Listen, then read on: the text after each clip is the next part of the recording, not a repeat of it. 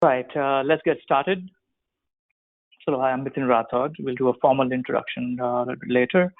But this is in a series of webinars that Sensient is putting together to bring it to the folks who are, like most of us, are either working from home or staying at home. Regardless, we want to bring some value-add elements to this audience. And the intent is kind of like 3 or 4 things here is make sure that we stay informal but informative. We stay short but engaging, which is why some of these webinars that are going to come up, and we'll send you a series of it separately, are meant to be no more than 30 to 45 minutes. But a little bit more interactive, engaging, and things like that. So first in the series is this our partnership with Mintel, and we have one of the subject matter experts here. But I'll do a quick introduction, and Marcia, you can do yours after that. Hello, I'm Nitin Rathod. I'm the marketing director for Sensient Flavors and Extract business. This entire effort that we are doing right now is bringing in some of the best practice that Sensient has, some of our research partners like Mintel has. So we're kind of channeling all of that to you at a specific cadence, and we'll give you a heads up on that one. And that, Marcia. Thank you, Mitten. It's really nice to be here today. Thank you very much for having me. I'm Marcia Mogelonsky. I'm the Director of Insight for Mintel Food and Drink. I've been with Mintel for more than 20 years, been in the industry for 30 years. And I wanted to share with you some of the work that Mintel is doing to make the COVID-19 pandemic something we can embrace, to understand, and not to fear. So we're going to look at some of the data we have, and we're going to open it to questions. Mitten, you wanted to start with some starting thoughts? Yeah, I think fundamentally what we are noticing is a shift from whatever we used to do almost a month ago. Our lives are a little bit kind of opposite. So I like to call it benchmarking. There is a series of numbers that keep coming. There's a lot of data outside. A lot of folks are putting together surveys and studies. But what is the important part on that one is to understand where we are and where we are now, and what the post behavior looks like. So even this particular session, we will have a similar session in a month or two that will talk about is there a post behavior? Are we over that particular issue that we are in, or are we still in this particular COVID environment? So we need to do this thing at a regular cadence to see the shifting behavior of our consumers. So let's just call it a benchmark. Let's ground ourselves with what we know now. Second part is it's an unsettled environment. There's a lot of anxieties, but also a lot of shift in how our consumers are thinking about their consumption, their shopping, so on and so forth. Well, I don't know what to call it. I just don't want to say this is the new normal. I think the new normal is not settled yet. So it's important to review all this material within the context of the environment. If the context remains the same as is now, we are not at the new normal, which we want to be with how we was a month or 2 months ago, right? So that's the second thing to be really wary about and to consider as we all want to accelerate our business when we come out of this one. Have patience with numbers. The key part here is this is the first time in my last 2 decades of career I have seen so much of work being done in investigating what's happening in the market. I've never seen such amount of and such degree of seriousness. And so a lot of numbers floating around. Just have patience with them. There will be some consolidation, even by Sensient. Mintel will bring some consolidated approach to you later on as we go through this time. But have patience with them, because there is a lot of information in there, and Marcia is going to share some of this later that will help us guide how to actually manage ourselves after this event. And more importantly, and I was actually talking to my team in the morning about the same thing, is a lot of us are quite predictable. There's a spike in certain things that we are doing. We are shifting our behavior, perhaps temporarily, or maybe I will call it maybe next for 6 months or so. It's like a New Year's resolution, like I'm going to do X, Y, Z, when the New Year's comes. but we settle into our usual behavior. And there is no doubt in my mind, and there is no anecdotes or no information I've seen that tells me otherwise. A lot of us are quite predictable. Those behaviors, some will shift, but some will come back to where we were before.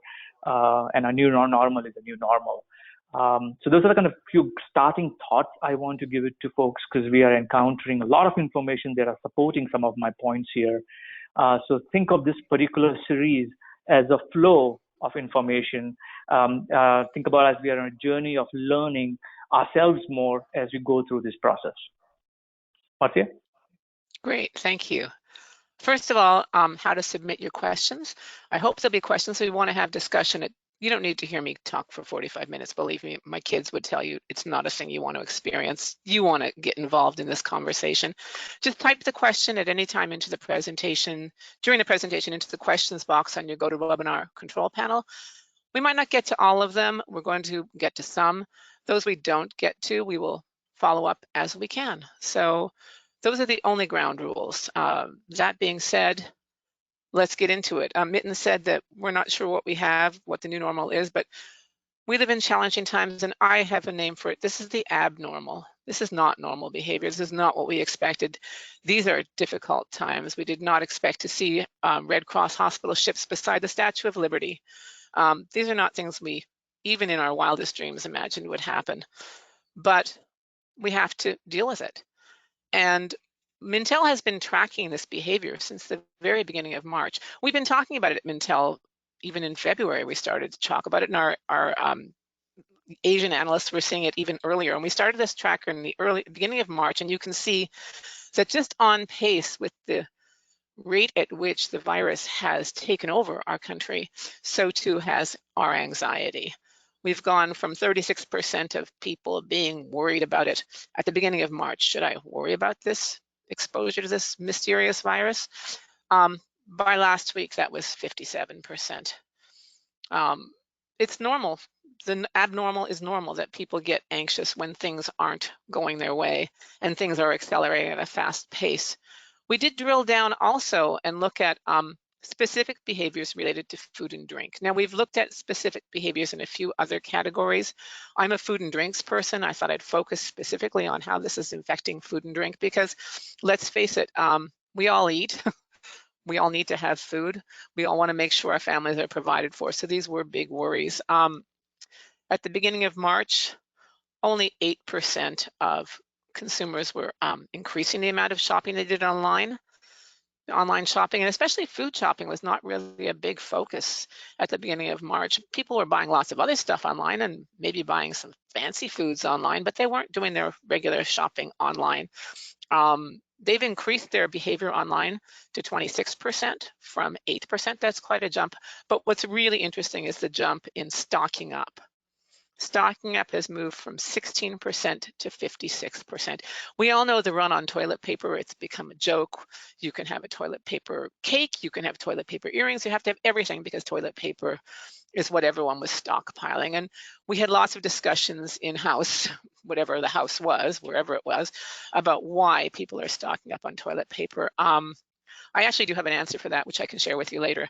But stocking up became something that is something we're still doing. If anyone's tried to stock up recently, it's a challenge. People are stocking up. People want to make sure they have what they want. And of course, the other big change is if you're in, you're not out. People avoiding restaurants or going out to eat went from 15% to 67%. That's a huge jump.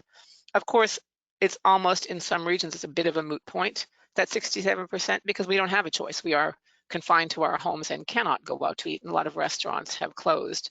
But across the country, not all these strictures or restrictions were put into place at the same time. So you can see sort of the rolling restrictions are reflected in the rolling habits of consumers. The same with trying to avoid crowded places. So social distancing is in.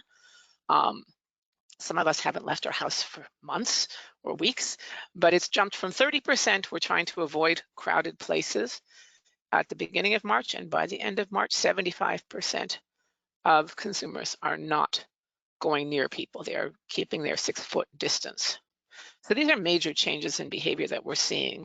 So getting back to the stockpiling of food, because this is something that's really interesting. Food is plentiful. There's food everywhere.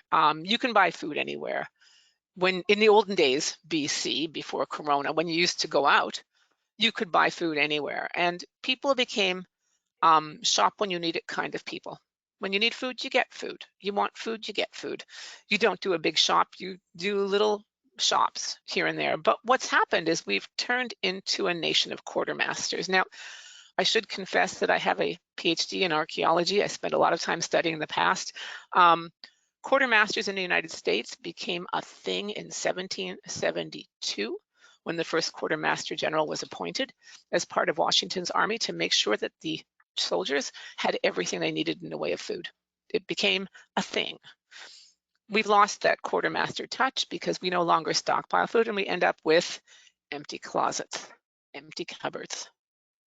What's the panic about? Well, if you look at what happened before in the BC, before COVID era, this is from a 2019 survey, people were not stocking up. Only a third of US grocery shoppers approached the tasks as if they were provisioning for the long haul.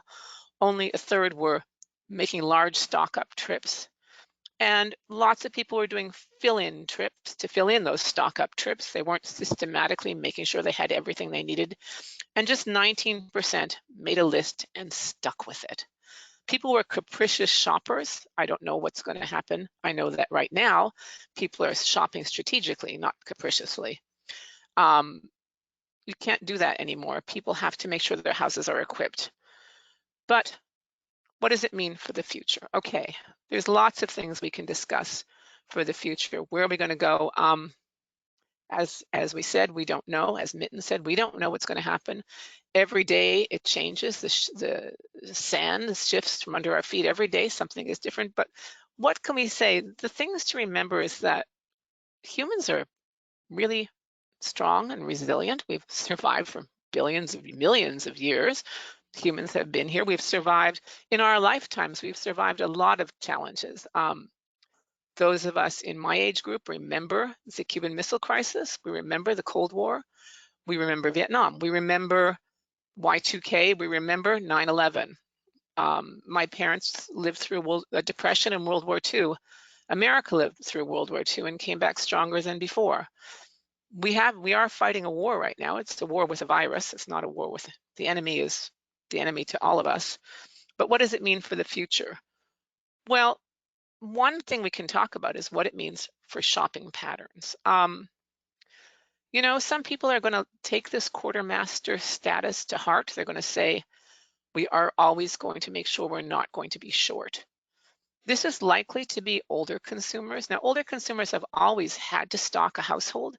Older people who have raised kids and grandkids know about having food on hand for anything. People in rural areas are always well stocked because they don't know the next time that they will have access to a store, which is not just around the corner or not just an internet order away. So they are more likely to keep their houses well stocked in the future. But let's face it, we're also creatures of habit. Younger shoppers like millennials and Gen Zs, for whom shopping is fun, it's enjoyable, and it's exciting. They'll return to their multi-trip ways once they are able to. But I would posit that they're also likely to do some stock up trips along the way. They don't want to get caught short either. It just won't be a systematic approach as we're going to see among seniors and rural shoppers. But then the other thing to weigh into account is it's not just the shopper, it's the space. People with limited spaces, people who live in apartments, people who are in their apartments now, realize that they can't stockpile. They can't have 47,000 rolls of toilet paper unless they plan to make them into a sofa or something. There's just no room. There's just no room. So what they are looking for are smaller packages that deliver a bigger punch. We are seeing, almost anecdotally, of course, we don't have enough sales data yet to make this a fact. It's more like an anecdote that concentrates freeze-dried foods and small to big ingredients, things that expand when you add water, like a bouillon cube that turns to soup, things like that, are gaining more attention. And finally, e-commerce. Where are we going to go with e-commerce?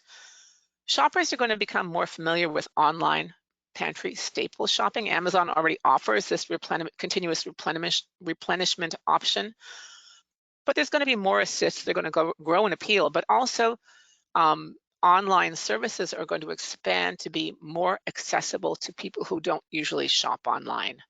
If you are an older consumer, for example, you might never have shopped online before, but suddenly this becomes an appealing, if not the only option.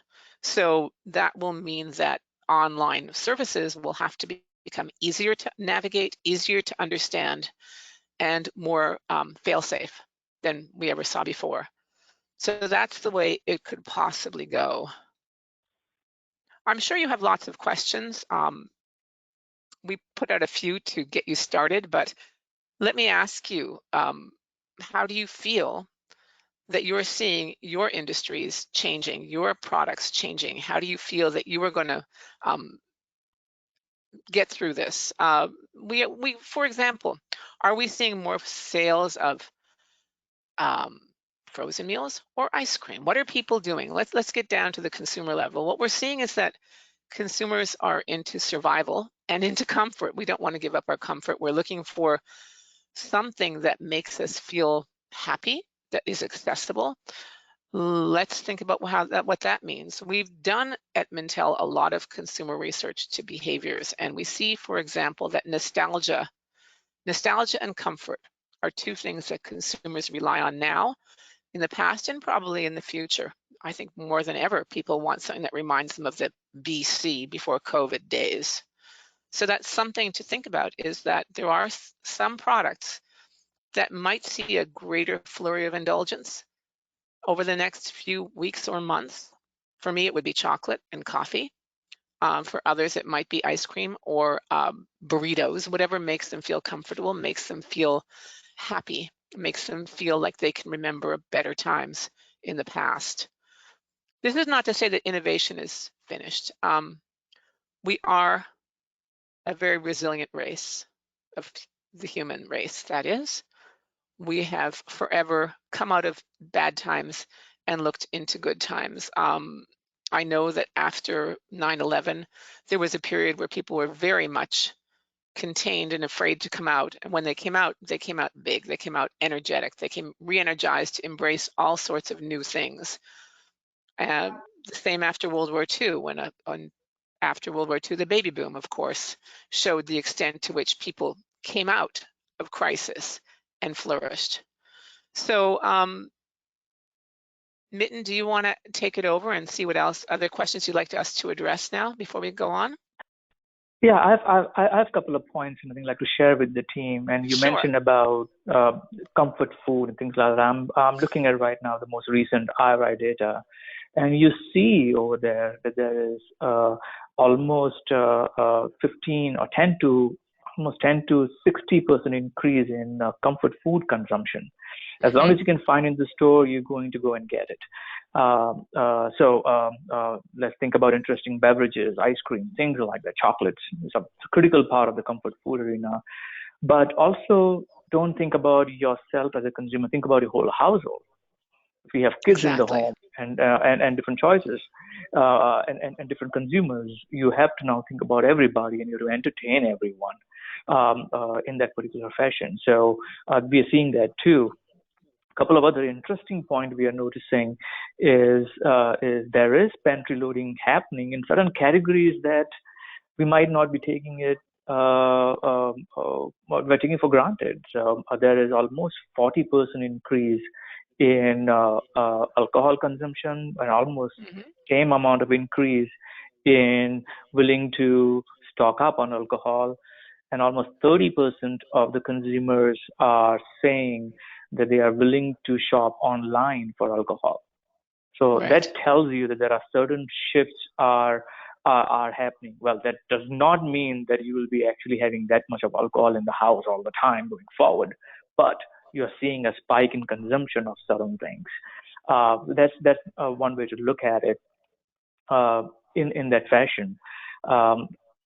Another comment would be also around question 4 that is over there. What does past event tell us, right, Marcia? Yes. I think I remember SARS almost in 2002, 2003. But I do remember SARS, not just from what happened in the US, but from what shift it did to consumption pattern in China. Online Right. shopping was nowhere there. It was not even Exactly. part of the Exactly. consideration, right? So and now you see Alibaba to Baidu and all those folks having such a strong presence, and the same thing is happening here right now. There is a generational effect here where a certain generation either they were not equipped to, don't want to, never entertain online. Well, Right. they are Right. entertaining it now. Yeah, They're, yeah. and they're and Goes they're back to Marcia's point earlier. navigating as best as they can, but for some it's challenging. It's not just the consumers who are challenged, the companies are challenged in getting the consumers online, getting them to pay online, getting them to trust online. And then of course, just because you order it online doesn't mean it's going to arrive online. Obviously, it has to arrive through human means. It has to appear on your doorstep. And that's another disconnect we're dealing with, which is delivery systems of the online order. We're depending on UPS, FedEx, the post office. As long as those options remain operational, we're okay. But if those chains slow down, we're going to see more trouble. I think we also have to mention, Mitten, that 9/11 and SARS are two different events, because 9/11 was almost 100% unexpected. It came out of nowhere. Yes, if you were a political hack and you spent your life glued to the internet, you might have predicted it.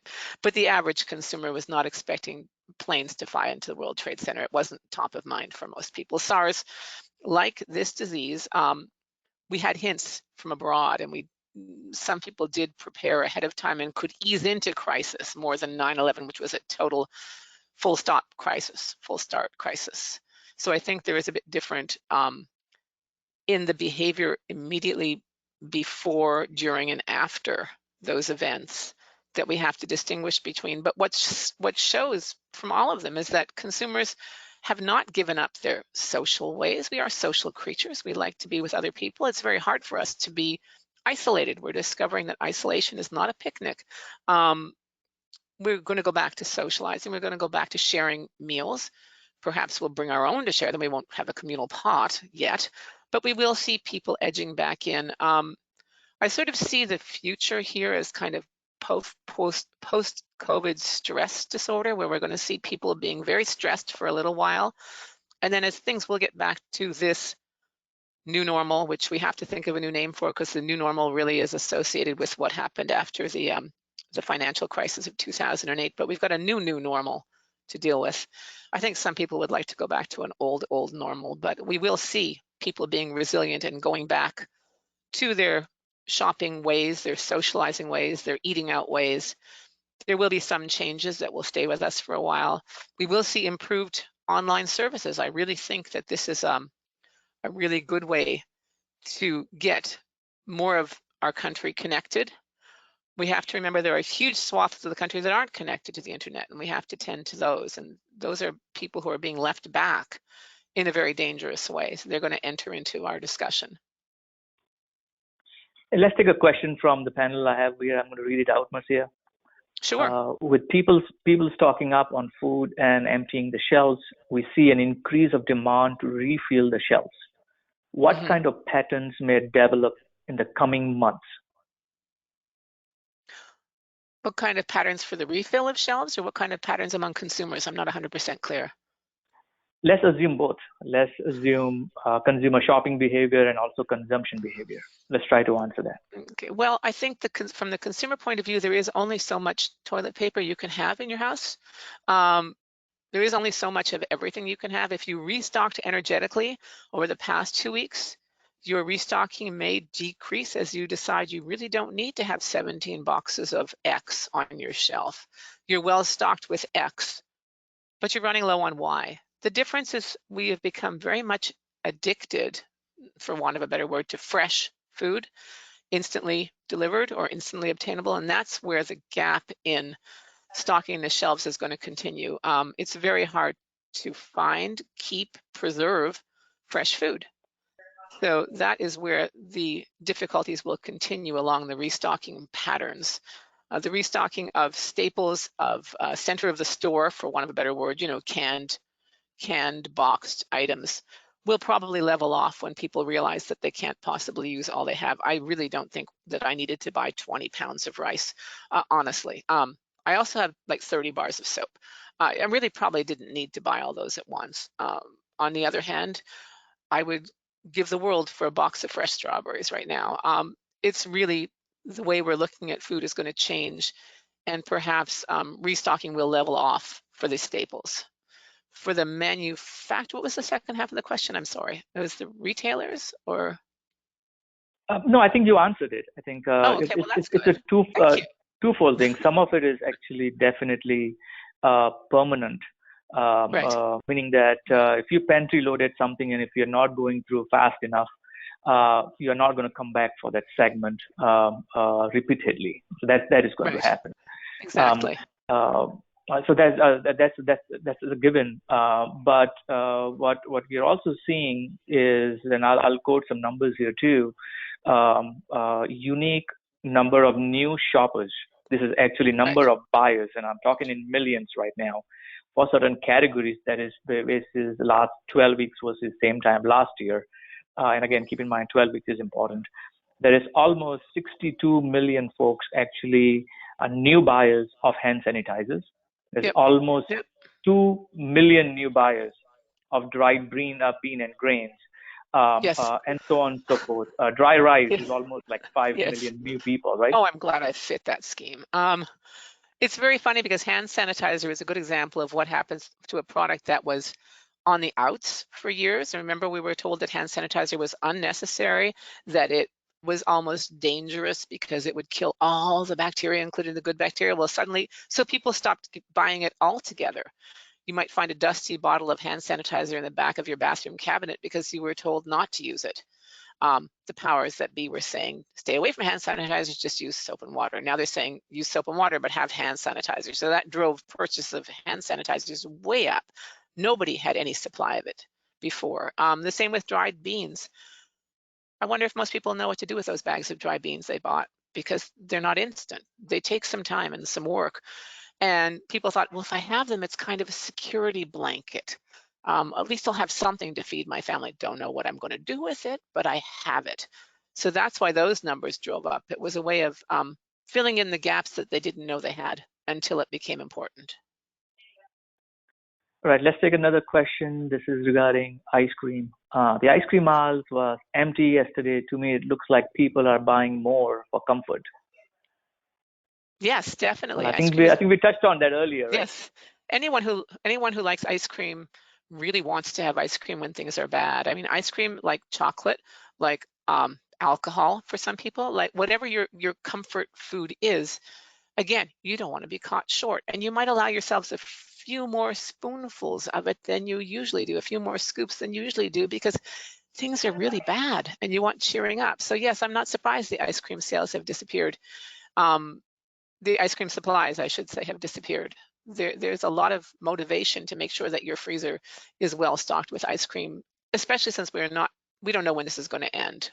We don't know when a vaccine will be developed that is effective. We don't know what the next CDC ruling will be. There is some chatter today that some people think everyone's going to get it and you'll be immune to it unless you aren't.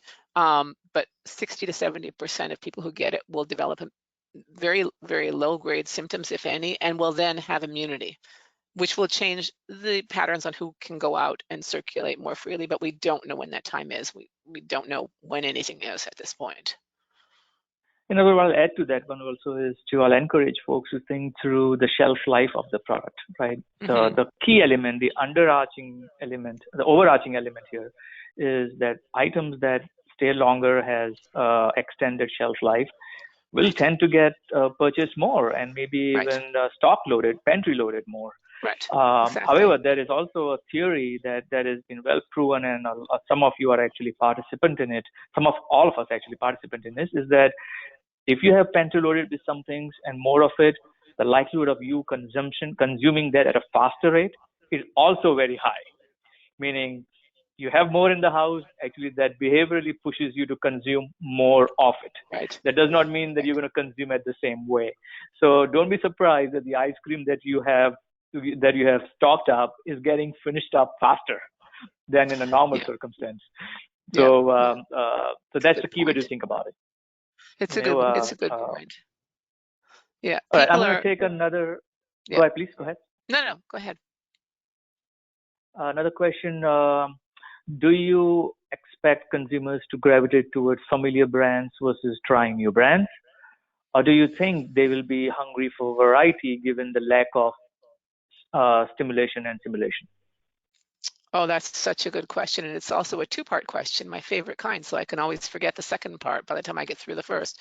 Um, the first part is, are they going to stick with the same old, safe old brands or try new brands? Well, we saw that companies such as Kraft Heinz and General Mills and all these traditional pantry staples from soup to cereal, Campbell's, places like that, were falling on rough times. And if you read any of the quarterly stock analyses of them, they were always saying, oh, nobody's buying these anymore because they always want the new and the best and something different. And suddenly everybody has this overwhelming urge for cream of mushroom soup. Campbell's cream of mushroom soup has to be in their closet or they don't feel that they're well equipped. So that means they have gravitated back to the old security brands, which ties in with our analysis on nostalgia and comfort, because there's nothing more comforting than what your parents fed you when you were young. And nostalgia, of course, is part of that as well. But that is not to say we're giving up all new brands. Some new brands have become our pantry staples.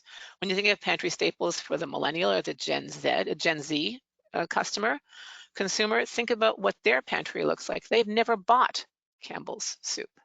They've only bought Trendy Soup A, Trendy Soup B, and most Trendy Soup Bs and Cs. Those are their new normals. Those are their normal pantry stock ups. So they will continue to buy them.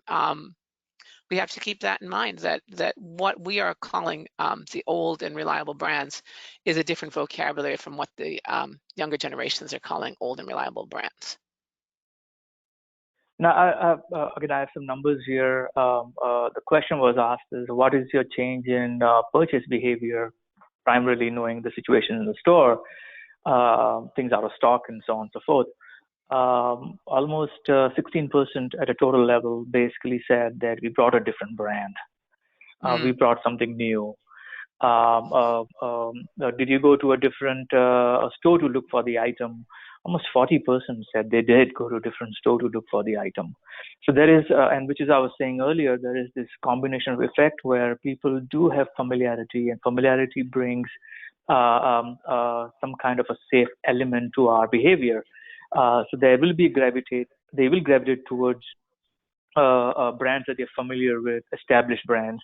But this is also the time where they're getting exposed to several different brands, from private label to smaller brands, you name it, and they're trying it. And I won't be surprised they come and say, wow, actually this was better than what I used to consume, no matter what brand it was.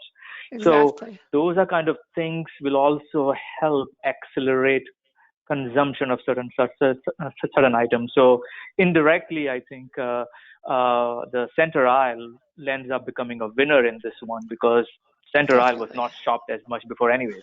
Oh, no, the center aisle had become a boring place that you ended up buying the essentials quickly and without thought. I mean, from a list, that's the only place we saw people making lists. And so I have to have X, Y, and Z and throw it in the cart and then move on to the perimeter of the store, which was much more entertaining. Um, but people now want to feel that they can provide. We are all originally hunters and gatherers, and we want to provide for our families. We want to make sure that there is no gap just because I couldn't find product A in this category B. Category B still has to be filled, so I'll fill it with product C if I have to. I just want to make sure I have enough. Good, good, good. Hey, check on the time. We are 5 minutes away from closing. I have quite a few questions here, but I'll pick a good one here. It says, Oh, thank you. uh, given given the reprioritization in consumer habits, do you think we could see a trend away from niche food trends such as organic and non-GMO? Is it too early to predict anything in this area? Well, I could say it's too early to predict anything because I can't even predict what's going to happen tomorrow at this point. I do have a crystal ball. It's kind of fogged over. Remember that part of all of this stems, everything we read says that the people who survive this, the people who do well, are healthy people. People want to be healthy. They're looking to foods to provide health and wellness, whether that's physical wellness, emotional wellness, spiritual wellness even. People are looking for foods that provide those attributes. So that means they will, if they are strong believers in the benefits of organic food, for example, and they've been sticking with organic foods all their lives because they believe it to keep them healthy and strong, why would they switch? They're going to stick with organic foods.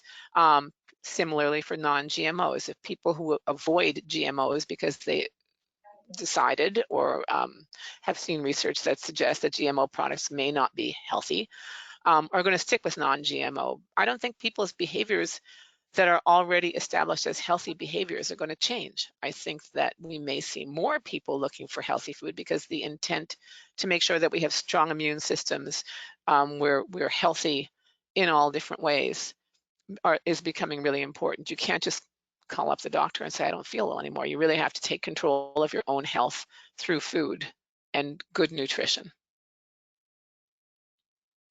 Well, that was a good Did one. you want to add? You like that Yeah, I answer? think Thank you. yeah, I think I think that's a key part because it's not just people's shopping consumption behavior we're worried about. We are also worried about the economic and financial situations and things like that. But a decade ago, when this whole movement to take ourselves to a cleaner product, clean label, so on and so forth, it's already taken hold in the market. People have already, Yes. brands and consumers, brand as well as consumers have already shifted in that direction. This, in my view, will only get accelerated. Exactly. I mean, look at the amount Like of you mentioned. the number of private label products that are organic now. I shop at Safeway. The Safeway O Organics is just a normal part of the shelf. It's not even put in a section by itself. It's right beside with the non-organics. It's such a common thing now for people to shop in certain patterns that I don't think that's going to change dramatically. If anything, it's going to increase any product that supports immunity and other attributes of wellness will continue to grow. All right. I think I'm going to stop the questions here because there are quite a few waiting in the queue. We will try to respond to each one of these either with material or with just thoughts as we did right now. We would like to do more of this. You will see some communication coming to you with this particular deck as well as potentially a recording of it. But I will like to give the parting thoughts from Marcia. Thank you. As I said, I'm now living in California because my husband is stationed at the Naval Postgraduate School in Monterey, and I eavesdropped on a briefing from his admiral. And what she said to his team had resonance for all of us. And she said, this is the time to adopt, adapt, and find opportunities where they never were before. I believe that's true for all of us. I think that this is a test. It's a test of all our wills and our strengths to get through this and keep it in perspective. We have already seen tragedy. We've seen all sorts of things happen before. We will get through this. We just have to be creative and strong. So I leave you with those words. Thank you very much. Yes, I want to thank you, the participants, for coming in. We had a great show here, and just think of this as a beginning. We want it to be more organic, more thoughtful, versus just showing a whole bunch of data. We could do that too, but we're avoiding that. No data. And have we're having a thoughtful conversation around it. So you'll see series of those things, including some interesting creative ones that hopefully will excite you to join in this particular forum. And we'll keep it short and succinct. With this, I will close the call for today. Thank you, everybody. And thank you all. Thank you.